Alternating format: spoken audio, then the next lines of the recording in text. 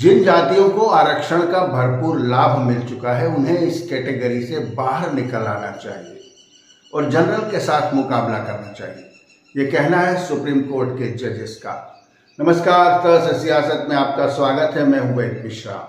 आज हम बात कर रहे हैं सुप्रीम कोर्ट में चल रही एक ऐसी सुनवाई की जिसमें सुप्रीम कोर्ट इस बात पर सुनवाई कर रहा है कि क्या राज्य सरकारों को यह हक है कि वे आरक्षण में शासकीय सेवाओं में और विद्यालयों में रिजर्वेशन करते समय जातियों को उपजातियों और उपवर्गों में बांटने का अधिकार रखती हैं।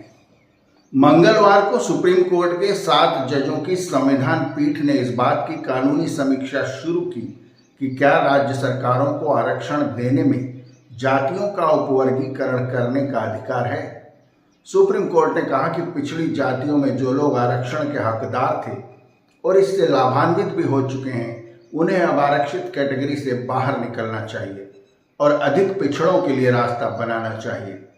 बहस के दौरान पंजाब के महाअधिवक्ता का तर्क था कि एक विशेष वर्ग में कुछ उपजातियों ने बेहतर प्रदर्शन किया है, वे इस श्रेणी में आगे हैं, इसलिए उन्हें उससे बाहर आकर जनरल से मुकाबला करना चाहिए।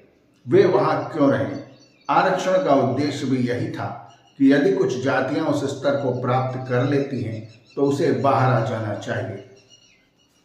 सुप्रीम कोर्ट ने भले ही लाख टके की बात कही हो, लेकिन क्या वे जातियां और हमारे राजनीतिक दल इस बात के लिए तैयार होंगे कि कुछ विशेष जातियां जो इस लक्ष्य को प्राप्त कर चुकी हैं उन्हें आरक्षण की कैटेगरी से बाहर आ जाना चाहिए?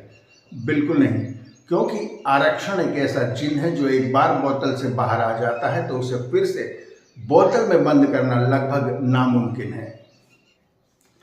सुप्रीम कोर्ट भले ही ये बात कह रहा हो, लेकिन देखा यह जा रहा है कि अनेक राज्यों में अनेक ऐसी जातियां भी आरक्षण की मांग उठा रही हैं जो समाज में बेहद ताकतवर मानी जाती हैं और हर दृष्टि से जनरल के समकक्ष हैं, भले ही आज वे ओबीसी कैटेगरी में आती हों, जैसे कि महाराष्ट्र में मराठा आरक्षण।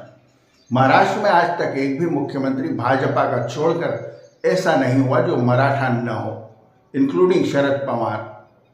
लगता यही है कि सुप्रीम कोर्ट इस बारे में भले ही कोई जजमेंट कर दे या कोई फैसला कर दे या कोई गाइडलाइन तय कर दे, लेकिन राजनीतिक दल और सरकार उसे मानने के लिए बाध्य नहीं होंगे और वे संसद में जाकर उससे उलट बिल पास करवा कर ले आएंगे, ऐसी संभावना नजर आती है। क्योंकि आरक्षण कैटेगरी में एक बार जो जातियां चली गई उन्हें उससे बाहर निकालना लगभग नामुमकिन है। यह बात सैद्धांतिक तौर पर बिल्कुल अच्छी लगती है और सही भी है, क्योंकि डॉक्टर अंबेडकर का भी लक्ष्य यही था कि जो जातियां पिछड़ी हुई हैं वे जनरल के समकक्ष आ जाएं। और एक बार अगर ये लक्ष्य प्राप्त कर लिया गया तो फिर उन जातियों को आरक्षण की आवश्यकता कहाँ रहती है। लेकिन क्या ऐसा हो पाएगा? सहज सियासत में आज इतना ही। अगली बार किसी नए मुद्दे पर बात करेंगे। वीडियो देखने का बहुत शुक्रिया। चैनल को सब्सक्राइब करें और बेल आइकन के बटन को दबाएं ताकि जब नया वीडियो अपलोड हो तो उसकी सूचना आपको तुरंत मिल जाए। अगले मुद्दे तक धन्यवाद। Thank you. नमस्ते।